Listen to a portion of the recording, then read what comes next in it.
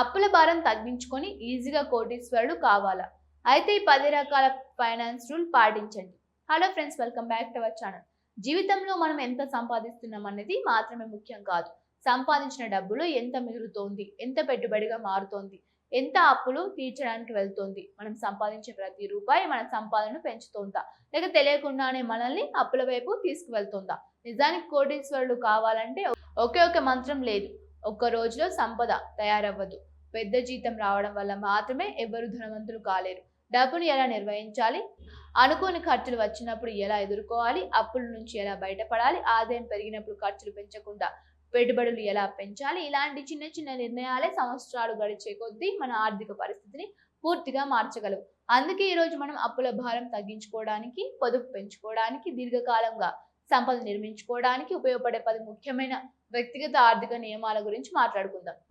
ఇందులో మొదటి నియమాన్ని పాటించకపోతే మీరు ఎంత సంపాదించినా ఒక్క అనుకోని పరిస్థితి మొత్తం ఆర్థిక ప్రణాళికను కుదిపివేయవచ్చు.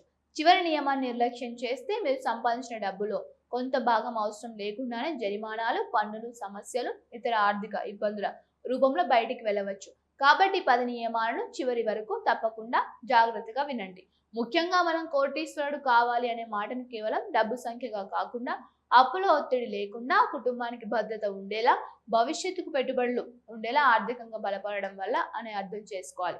ముందుగా మొదటి నియమంతో ప్రారంభిద్దాం. మన జీవితంలో ఎంత జాగ్రత్తగా ప్లాన్ చేసుకున్నా అనుకోని ఖర్చులు ఎప్పుడు వస్తాయో చెప్పలేం. ఉద్యోగం పోవచ్చు, వ్యాపారంలో నష్టం రావచ్చు, ఇంట్లో అత్యవసర పరిస్థితి రావచ్చు, అకస్మాత్తుగా పెద్ద ఖర్చు రావచ్చు. ఇలాంటి సమయంలో మన దగ్గర ప్రత్యేకంగా దాచుకున్న డబ్బు లేకపోతే ఏం చేస్తాం? చాలా మంది క్రెడిట్ కార్డ్ వాడతారు, మరికొందరు పర్సనల్ లోన్ తీసుకుంటారు, ఇంకొందరు స్నేహితులు, బంధువుల దగ్గర అప్పు చేస్తారు. ఒక చిన్న అత్యవసర పరిస్థితి క్రమంగా పెద్ద అప్పుగా మారుతుంది. అందుకే మొదటి నియమం ఎమర్జెన్సీ ఫండ్. సాధారణంగా కనీసం 6 నెలల నుంచి 12 నెలల వరకు అవసరమైన ఖర్చులకు సరిపడా మొత్తాన్ని అత్యవసర నిధిగా ఏర్పాటు చేసుకోవాలని నిపుణులు చెబుతూ ఉన్నారు. ఇక్కడ అవసరమైన ఖర్చులు అనే విషయాన్ని గుర్తుంచుకోవాలి. నెలకు మీరు ఇల్లు, ఆహారం, విద్యుత్, పిల్లల అవసరాలు, రవాణా, అవసరమైన రుణ చెల్లింపులు వంటి వాటికి ఎంత ఖర్చు చేస్తున్నారో ముందుగా లెక్కించాలి. ఆ మొత్తం ఆధారంగా మీ అత్యవసర నిధి ఎంత ఉండాలో నిర్ణయించుకోవచ్చు. ఉదాహరణకు ఒక కుటుంబానికి అవసరమైన నెలవారీ ఖర్చులు 50,000 రూపాయలు అనుకుందాం. 6 నెలల అత్యవసర నిధి అంటే సుమారు 3 లక్షల రూపాయలు. 12 నెలలకు అంటే 6 లక్షల రూపాయలు. ఇది కేవలం ఉదాహరణ మాత్రమే. ప్రతి కుటుంబానికి అవసరమైన మొత్తం వారి ఆదాయం, ఉద్యోగ స్థిరత్వం, కుటుంబ బాధ్యతలు, అప్పులు వంటి అంశాలపై ఆధారపడి ఉంటుంది. ఈ ఎమర్జెన్సీ ఫండ్ను షేర్ మార్కెట్లో పెట్టి అవసరమైనప్పుడు విలువ తగ్గిపోయే ప్రమాదం ఉండేలా చేయడం కంటే సులభంగా అందుబాటులో ఉండే తక్కువ రిస్క్ ఉన్న మార్గాలను పరిగణించడం మంచిది. ఎందుకంటే అత్యవసర సమయంలో డబ్బు అవసరం, లాభం కోసం ఎదురు చూడడం కాదు. ఇక రెండో నియమం కుటుంబ భద్రతకు సంబంధించింది. అదే టర్మ్ ఇన్సూరెన్స్. మనలో చాలా మంది నాకు ఏం కాదు, నేను బాగానే ఉన్నాను అని అనుకుంటాం. కానీ జీవితంలో ఏం జరుగుతుందో ఎవ్వరికి తెలియదు. ముఖ్యంగా కుటుంబం మన ఆదాయంపై ఆధారపడి ఉంటే, మనకు ఏదైనా అనుకోని పరిస్థితి వస్తే కుటుంబం ఆర్థికంగా ఇబ్బంది పడద్దు అనుకున్నప్పుడు ముందుగానే రక్షణ ఏర్పాటు చేసుకోవాలి. టర్మ్ ఇన్సూరెన్స్ ప్రధాన ఉద్దేశం పెట్టుబడి చేసి లాభం పొందడం కాదు, కుటుంబానికి ఆర్థిక రక్షణ కల్పించడం. కుటుంబ ఆదాయానికి ప్రధాన ఆధారం ఎవరు? వారి మరణం తర్వాత కుటుంబానికి వచ్చే ఆదాయ లోటును భర్తీ చేయడానికి తగిన రక్షణ అవసరం. ఎంత కవరేజ్ కావాలి అనేది ఆదాయం, వయస్సు, అప్పులు, పిల్లల విద్య, కుటుంబ బాధ్యతలు, భవిష్యత్ అవసరాలు వంటి అంశాలపై ఆధారపడి ఉంటుంది. అందుకే పాలసీ తీసుకునే ముందు షరతులు, మినహాయింపులు, కవరేజ్, ప్రీమియం వంటి విషయాలను పూర్తిగా అర్థం చేసుకోవాలి. మూడో నియమం హెల్త్ ఇన్సూరెన్స్. ఇది కూడా చాలా కుటుంబాలు ఆలస్యంగా గుర్తించే విషయం. మనం సంపాదించిన డబ్బును సంవత్సరాల పాటు పొదుపు చేసుకుంటాం, కానీ ఒకసారి పెద్ద వైద్య ఖర్చు వస్తే ఆ పొదుపు మొత్తం ఖాళీ కావచ్చు. అందుకే ఆరోగ్య బీమా ఒక ముఖ్యమైన ఆర్థిక రక్షణగా పనిచేయగలదు. ఇక్కడ కూడా పాలసీని కేవలం తక్కువ ప్రీమియం చూసి ఎంచుకోవడం సరిపోదు.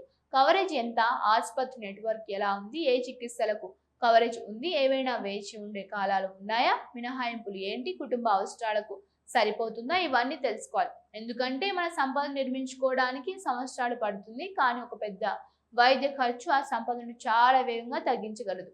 కాబట్టి సంపద నిర్మాణంలో బీమా కూడా ఒక రక్షణ గోడలా చూడాలి. ఇక నాలుగో నియమం డబ్బును కేవలం సేవ్ చేసుకోవడం మాత్రమే కాకుండా దీర్ఘకాలంలో పెరిగేలా పెట్టుబడి పెట్టడం. ఇక్కడే ఎస్ఐపి అనే విధానం గురించి చాలా మంది మాట్లాడుతూ ఉంటారు. ఎస్ఐపి అంటే ఒక మ్యూచువల్ ఫండ్ లో నిర్ణీత మొత్తాన్ని క్రమం తప్పకుండా పెట్టుబడి పెట్టే విధానం. దీని ద్వారా కాంపౌండింగ్ ప్రయోజనం పొందే అవకాశం ఉంటుంది. కానీ ఇక్కడ ఒక ముఖ్యమైన విషయం ఉంది. మ్యూచువల్ ఫండ్ పెట్టుబడులకు మార్కెట్ రిస్క్ ఉంటుంది. రాబడులు భవిష్యత్తు రాబడులకు హామీ కావు. అందుకే ఎస్ఐపిని ఖచ్చితంగా లాభం వచ్చే పథకంగా చూడకూడదు. అయితే ఆ దీర్ఘకాలిక లక్ష్యాన్ని సరిపోయే పెట్టుబడులు ప్రణాళికలో క్రమం తప్పకుండా పెట్టుబడి పెట్టడం ఒక అలవాటుగా మారితే కాలక్రమంలో సంపద నిర్మాణానికి సహాయపడవచ్చు. ఉదాహరణకు ఒక వ్యక్తి తన జీతం వచ్చిన తర్వాత మిగిలిన డబ్బును పెట్టుబడి పెడతానని అనుకుంటే చాలా సందర్భాల్లో నెలాఖరుకు డబ్బు మిగలకపోవచ్చు. కానీ జీతం వచ్చిన వెంటనే తన లక్ష్యానికి అనుగుణంగా ఒక మొత్తాన్ని పెట్టుబడిగా కేటాయిస్తే ఖర్చు చేసే ముందు పెట్టుబడికి ప్రాధాన్యం ఇచ్చినట్టు అవుతుంది. దీన్నే మనం ముందుగా మన భవిష్యత్తుకు చెల్లించుకోవడం అనే ఆర్థిక అలవాటుగా భావించవచ్చు. ఇదే ఆలోచనకు మరింత బలం ఇస్తుంది. మీ జీతం పెరిగినప్పుడు మీ ఖర్చులు మాత్రమే పెంచకండి, మీ పెట్టుబడులను కూడా పెంచండి. చాలా మందికి జీతం పెరిగినా వెంటనే కొత్త కారు, ఖరీదైన ఫోన్, పెద్ద ఇల్లు, ఎక్కువ షాపింగ్, ఎక్కువ ప్రయాణాలు వంటి ఖర్చులు పెరుగుతూ ఉంటాయి. జీతం పెరిగింది కానీ పొదుపు మాత్రం అదే స్థాయిలో ఉంటుంది. దీన్నే జీవనశైలి పెరుగుదల అని చెప్పవచ్చు. ఇది నియంత్రించకపోతే ఆదాయం పెరిగినా సంపద పెరగకపోవచ్చు. అందుకే ప్రతి ఏడాది లేదా 2 సంవత్సరాలకు ఒకసారి మీ ఆదాయం పెరిగితే దానిలో కొంత భాగాన్ని పెట్టుబడులకు కేటాయించడం మంచిది. ఉదాహరణకు జీతం 10% పెరిగితే మొత్తం 10% కొంత ఖర్చులకు కేటాయించకుండా అందులో కొంత భాగాన్ని పెట్టుబడులకు మళ్లించవచ్చు. ఇలా సంవత్సరాల పాటు చేస్తే చిన్న మొత్తాలు కూడా పెద్ద మొత్తాలుగా మారే అవకాశం ఉంటుంది. ఇప్పుడు 6వ నియమం పెట్టుబడుల్లో వైవిధ్యకరణ అంటే మీ మొత్తం డబ్బును ఒకే చోట పెట్టకుండా మీ లక్ష్యాలు, రిస్క్, సామర్థ్యానికి అనుగుణంగా వివిధ ఆస్తుల్లో విభజించడం. కొందరు మొత్తం డబ్బును షేర్లలో పెడతారు, మరికొందరు మొత్తం బంగారంలో పెడతారు, ఇంకొందరు మొత్తం రియల్ ఎస్టేట్ లో పెడతారు. ఒకే ఆస్తి బాగా పనిచేస్తుంది, లాభం రావచ్చు, కానీ అదే ఆస్తి విలువ పడిపోతే మొత్తం సంపదపై ప్రభావం పడుతూ ఉంటుంది. అందుకే ఈక్విటీ, డెట్, బంగారం వంటి వివిధ ఆస్తి తరగతుల్లో పెట్టుబడులను విభజించే విధానం కొంత రిస్క్ ను నిర్వహించడానికి ఉపయోగపడుతూ ఉంటుంది. అయితే ప్రతి వ్యక్తి పోర్ట్ఫోలియో ఒకేలా ఉండదు. వయసు, ఆదాయం, కుటుంబ బాధ్యతలు, పెట్టుబడి కాలం, రిస్క్ సామర్థ్యం ఆధారంగా పెట్టుబడి కేటాయింపు మారుతూ ఉంటుంది. అందుకే అవసరమైతే అర్హత కలిగిన ఆర్థిక సలహాదారుని సంప్రదించడం మంచిది. ఇక 7వ నియమం కోటీశ్వరుడు కావాలనుకునే వ్యక్తి తప్పక గుర్తుంచుకోవాల్సిన విషయం. ఎక్కువ వడ్డీ ఉన్న అప్పులను వీలైనంత వరకు నియంత్రించాలి. ముఖ్యంగా క్రెడిట్ కార్డు బకాయిలు సమయానికి చెల్లించకపోతే వడ్డీ భారంగా మారుతూ ఉంటుంది. అలాగే అవసరం లేకుండా అధిక వడ్డీ ఉన్న వ్యక్తిగత రుణాలను తీసుకోవడం కూడా ఆర్థిక ప్రణాళికను దెబ్బతీయవచ్చు. ఇక్కడ అప్పు అంటే ప్రతి రుణం చెడ్డదని కాదు. ఇల్లు కొనడానికి తీసుకున్న రుణం, విద్య కోసం తీసుకున్న రుణం, వ్యాపారానికి తీసుకున్న రుణం వంటి వాటిని వేర్వేరు ఉద్దేశాలు ఉంటాయి. కానీ ఏ రుణం తీసుకున్నా దాని వడ్డీ రేటు, కాల పరిమితి, నెలవారీ చెల్లింపులు, మొత్తం తిరిగి చెల్లించాల్సిన మొత్తం వంటి విషయాలను అర్థం చేసుకోవాలి. ముఖ్యంగా క్రెడిట్ కార్డు ద్వారా అవసరం లేని వస్తువులను కొనుగోలు చేసి తర్వాత బకాయిలపై వడ్డీ చెల్లించడం మాత్రం సంపద నిర్మాణానికి వ్యతిరేకమైన అలవాటు కావచ్చు. మీరు పెట్టుబడుల ద్వారా 10% లేదా 12% రాబడి కోసం ఎదురు చూస్తే, మరోవైపు అధిక వడ్డీ రుణంపై భారీగా వడ్డీ చెల్లిస్తూ ఉంటే మీ సంపద నిర్మాణం చాలా నెమ్మదిస్తూ ఉంటుంది. అందుకే అధిక వడ్డీ అప్పులను నియంత్రించడం ఒక కీలకమైన ఆర్థిక నియమం. 8వ నియమం మీ ఆర్థిక లక్ష్యాలను తరచూ సమీక్షించుకోండి. చాలా మంది ఒకసారి పెట్టుబడి పెట్టామని ప్లాన్ చేసి సంవత్సరాల పాటు దాన్ని తిరిగి చూడరు. కానీ జీవితం మారుతూ ఉంటుంది. ఈ రోజు మీకు ఒక లక్ష్యం ఉండొచ్చు, 5 సంవత్సరాల తర్వాత పరిస్థితి మారచ్చు. పెళ్లి, పిల్లలు, ఇల్లు, విద్య, వ్యాపారం, ఉద్యోగ మార్పు, ఆదాయం పెరగడం, కుటుంబ బాధ్యతలు, ఇలా ఎన్నో మార్పులు వస్తాయి. కాబట్టి మీ పెట్టుబడులు, బీమా, అప్పులు, పొదుపులు ఇవన్నీ మీ ప్రస్తుత జీవితానికి సరిపోతున్నాయా లేదా అని క్రమం తప్పకుండా సమీక్షించాలి. ఉదాహరణకు మీరు ఒంటరిగా ఉన్నప్పుడు చేసిన ఆర్థిక ప్రణాళిక పెళ్లి తర్వాత కూడా అదే విధంగా ఉండకపోవచ్చు. పిల్లలు పుట్టిన తర్వాత వారి విద్య కోసం ప్రత్యేక లక్ష్యం అవసరం కావచ్చు. పిల్లలు పెద్దవుతున్న కొద్దీ మీ ఖర్చులు మారవచ్చు. రిటైర్మెంట్ దగ్గర పడుతున్న కొద్దీ అధిక రిస్క్ పెట్టుబడుల నుంచి ఆస్తుల కేటాయింపును మార్చాల్సిన అవసరం రావచ్చు. అంటే ఆర్థిక ప్రణాళిక ఒకసారి చేసి జీవితాంతం అలాగే ఉంచే పత్రం కాదు, అది కాలానుగుణంగా మారే ప్రణాళిక. 9వ నియమం మీ ఆస్తులకు సంబంధించిన పత్రాలు, నామినేషన్లు, రికార్డులను సరిగ్గా నిర్వహించుకోవడం. మనం డబ్బు సంపాదిస్తాం, ఇల్లు కొంటాం, బ్యాంకు ఖాతాలు తెరుస్తాం, బీమా పాలసీలు తీసుకున్నాం, పెట్టుబడులు చేస్తాం. కానీ వీటి వివరాలు కుటుంబ సభ్యులకు తెలియకపోతే అనుకోని పరిస్థితుల్లో పెద్ద సమస్యలు రావచ్చు.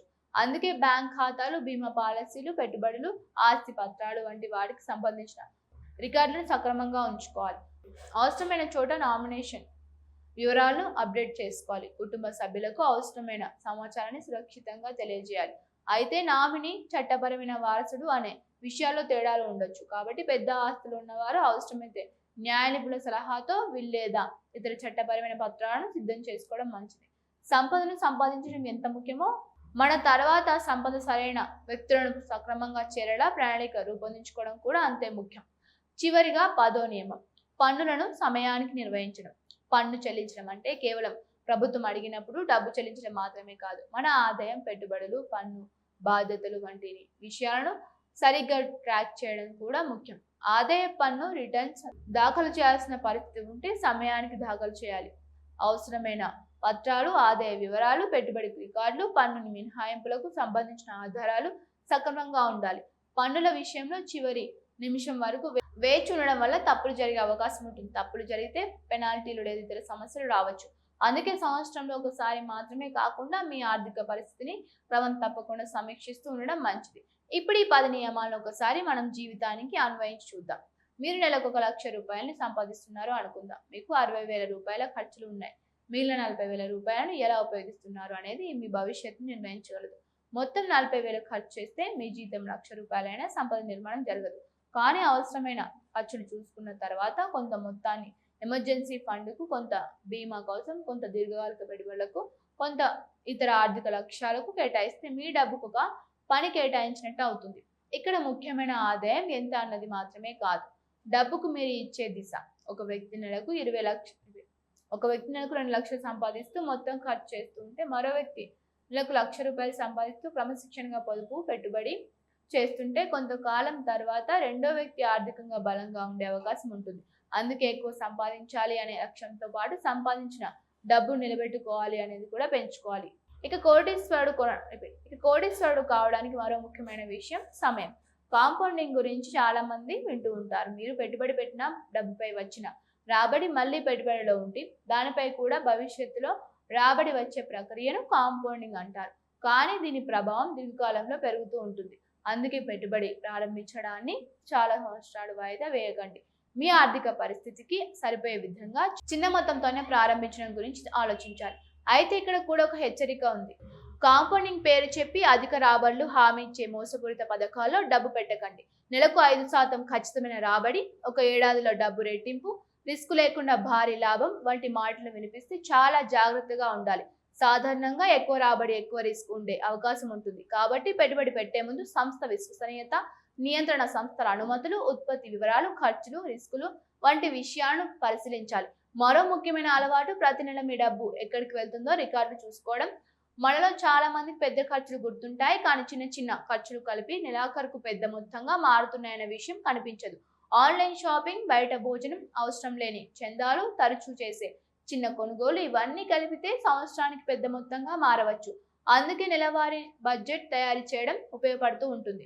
బడ్జెట్ అంటే జీవితంలో సరదాలు ఉండవని కాదు, మీ డబ్బును మీరు ఎక్కడ ఖర్చు చేయాలనుకుంటున్నారో ముందుగా నిర్ణయించుకోవడం. అంటే మీ డబ్బుపై నియంత్రణ మీ చేతిలో ఉండాలి. ఇప్పుడు అప్పుల గురించి మరోసారి మాట్లాడాలి. అప్పు తీసుకోవడం తప్పు కాదు, కానీ అప్పు మీ జీవితాన్ని నియంత్రించడం మొదలైతే సమస్య. ఉదాహరణకు ఒక వ్యక్తి ఒక రుణం తీర్చడానికి మరో రుణం తీసుకుంటూ ఉంటే అది అప్పుల చక్రంగా మారుతూ ఉంటుంది. క్రెడిట్ కార్డ్ బకాయి, వ్యక్తిగత రుణం, వాహన రుణం, ఇలా అనేక రుణాలు ఒకేసారి ఉంటే నెలవారీ ఆదాయంలో పెద్ద భాగం ఈఎంఐలకు వెళ్ళిపోవచ్చు. అప్పుడు పెట్టుబడుల డబ్బు మిగలదు. కాబట్టి అప్పుల నిర్వహణకు కూడా ఒక ప్రణాళిక అవసరం. అధిక వడ్డీ ఉన్న అప్పులను ముందుగానే తగ్గించడం, కొత్త అనవసర అప్పులను నివారించడం, రుణాల వడ్డీ రేట్లు పోల్చకపోవడం వంటి చర్యలు ఉపయోగపడవచ్చు. ఇప్పుడు మరో ఆసక్తికరమైన విషయం, కోటీశ్వరుడు కావాలంటే కేవలం పెట్టుబడులు పెడితే సరిపోతుందా? కాదు, మీ ఆదాయాన్ని కూడా పెంచుకోవాలి. వ్యక్తిగత ఆర్థిక నియమాలు మన ఖర్చును నియంత్రించుకోవడమే కాదు, ఆదాయాన్ని పెంచే దిశగా కూడా మనల్ని ఆలోచింపజేయాలి. కొత్త నైపుణ్యాలు నేర్చుకోవడం, ఉద్యోగంలో ఎదగడానికి ప్రయత్నించడం, అదనపు ఆదాయ మార్గాల్ని అభివృద్ధి చేసుకోవడం, వ్యాపార అవకాశాలను పరిశీలించడం వంటి విషయాలు దీర్ఘకాలంలో ఆదాయాన్ని పెంచవచ్చు.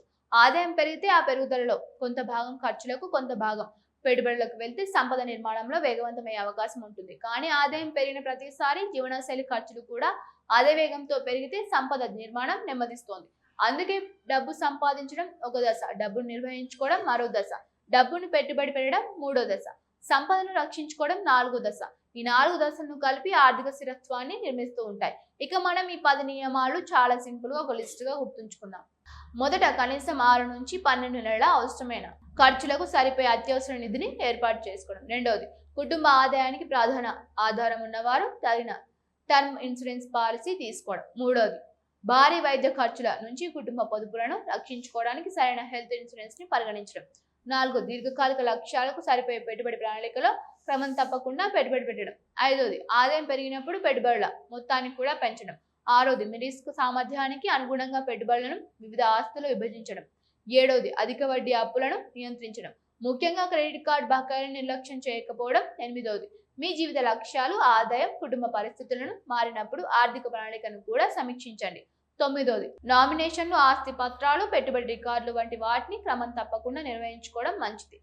10, పన్ను బాధ్యతలను సమయానికి సమీక్షించి అవసరమైన పన్ను లక్ష్యాలను సక్రమంగా చెల్లించండి. ఈ 10 నియమాలు వింటే చాలా సాధారణంగా అనిపించవచ్చు, కానీ సంపద నిర్మాణంలో చాలా సార్లు అసలు మార్పు ఇలాంటి సాధారణ అలవాట్ల నుంచి ప్రారంభమవుతూ ఉంటుంది. మనం ప్రతిరోజు తీసుకునే చిన్న నిర్ణయాలు సంవత్సరాల తర్వాత పెద్ద ఫలితాలను ఇవ్వగలవు. ఒకవైపు అవసరం లేని అప్పులను తగ్గించడం, మరోవైపు క్రమం తప్పకుండా పొదుపును చేయడం, ఇంకోవైపు దీర్ఘకాలిక పెట్టుబడులను కొనసాగించడం, అదే సమయంలో కుటుంబానికి బీమా రక్షణ కల్పించడం, ఇవన్నీ కలిసి ఆర్థికంగా బలమైన పునాది తయారు చేస్తూ ఉంటాయి. చివరిగా ఒక విషయం చాలా స్పష్టంగా గుర్తుంచుకోండి, కోటీశ్వరుడు కావడం అంటే ఒక్కసారిగా పెద్ద మొత్తంలో డబ్బు సంపాదించడం కాదు. సంపద నిర్మాణం అనేది ఒక దీర్ఘకాలిక ప్రయాణం. అందులో క్రమశిక్షణ, సహనం, సరైన ప్రణాళిక చాలా ముఖ్యమైనవి. మీ ఆదాయం తక్కువగా ఉన్నా మీకు ఉన్న డబ్బును సరిగ్గా నిర్వహించడం ప్రారంభించవచ్చు. మీ ఆదాయం పెరిగినప్పుడు ఆర్థిక నియమాలను మార్చకుండా పెట్టుబడులు, పొదుపులను పెంచుకోవచ్చు. అనుకోని ఖర్చుల కోసం ముందుగానే నిధిని ఏర్పాటు చేసుకోవచ్చు. కుటుంబాన్ని బీమాతో రక్షించుకోవచ్చు. అధిక వడ్డీ అప్పులను నియంత్రించుకోవచ్చు. మీ పెట్టుబడులను కాలానుగుణంగా సమీక్షించవచ్చు. ఇలా ఒక్కో అడుగు వేస్తూ వెళ్తే ఆర్థిక స్థిరత్వం వైపు ప్రయాణం మొదలవుతూ ఉంటుంది. ఈజీగా కోటీశ్వరుడు కావాలి అనే మాట ఆకర్షణీయంగా అనిపించవచ్చు, కానీ నిజ జీవితంలో సంపద నిర్మాణానికి షార్ట్ కట్ ఉండకపోవచ్చు. వేగంగా డబ్బు సంపాదిస్తున్నామని చెప్పే పథకాల కంటే స్థిరమైన ఆదాయం, నియంత్రణ ఖర్చులు, సరైన రక్షణ, దీర్ఘకాలిక పెట్టుబడులు, అప్పుల నిర్వహణ ఇవే బలమైన పునాది. కాబట్టి ఈ రోజు నుంచి మీ ఆర్థిక పరిస్థితిని ఒకసారి కాగితంపై రాసుకోండి. మీ నెలవారీ ఆదాయం ఎంత, అవసరమైన ఖర్చులు ఎంత, అప్పులు ఎంత, అధిక వడ్డీ అప్పులు ఏవి, మీ దగ్గర ఎమర్జెన్సీ ఫండ్ ఎంత ఉంది, బీమా కవరేజ్ సరిపోతుందా, ప్రతి నెల ఎంత పెట్టుబడి పెడుతూ ఉన్నారు, మీ పెట్టుబడులు ఎక్కడ ఉన్నాయి, మీ కుటుంబ సభ్యులకు ఆస్తులు, పాలసీలు, ఖాతాల వివరాలు తెలుసా, పన్ను సంబంధిత విషయాలు సరిగ్గా ఉన్నాయా? ఈ ప్రశ్నలకు సమాధానం రాసుకుంటే మీ ఆర్థిక పరిస్థితి మీకే స్పష్టంగా కనిపిస్తూ ఉంటుంది. ఇక్కడి నుంచి మార్పు మొదలవుతూ ఉంటుంది. చివరిగా ఈ వీడియోలో చెప్పిన విషయాలు సాధారణ ఆర్థిక అవగాహన కోసం మాత్రమే. ఇవి వ్యక్తిగత పెట్టుబడి లేదా ఆర్థిక సలహాలు కాదు. ప్రతి వ్యక్తి ఆదాయం, వయసు, కుటుంబ పరిస్థితులు, రిస్క్ సామర్థ్యం, ఆర్థిక లక్ష్యాలు వేరువేరుగా కాబట్టి పెట్టుబడి లేదా బీమా నిర్ణయం తీసుకునే ముందు అవసరమైన అర్హత కలిగిన ఆర్థిక నిపుణుని సంప్రదించడం మంచిది. మరి మీ దగ్గర ఈ 10 నియమాల్లో ఇప్పటికే ఎన్ని ఉన్నాయి? ఎమర్జెన్సీ ఫండ్ ఉందా? అధిక వడ్డీ అప్పులు ఉన్నాయా? క్రమం తప్పకుండా పెట్టుబడి పెడుతూ ఉన్నారా? మీ జీతం పెరిగినప్పుడు పెట్టుబడులను కూడా పెంచుతూ ఉన్నారా? మీ అభిప్రాయాన్ని కామెంట్ తప్పకుండా తెలియజేయండి. ఈ వీడియో మీకు నచ్చితే లైక్ చేయండి. డబ్బును సరిగ్గా నిర్వహించుకోవాలని అనుకునే మీ కుటుంబ సభ్యులు, ఫ్రెండ్స్తో ఈ వీడియోను షేర్ చేయండి. ఇలాంటి వ్యక్తిగత ఆర్థిక విషయాలు, పెట్టుబడులు, పొదుపు, రియల్ ఎస్టేట్, డబ్బు నిర్వహణ గురించి సులభమైన తెలుగులోని మరిన్ని వీడియోల కోసం మా ఛానల్ని సబ్స్క్రైబ్ చేసుకుని బెల్ ఐకాన్ ప్రెస్ చేయండి. Thank you for watching.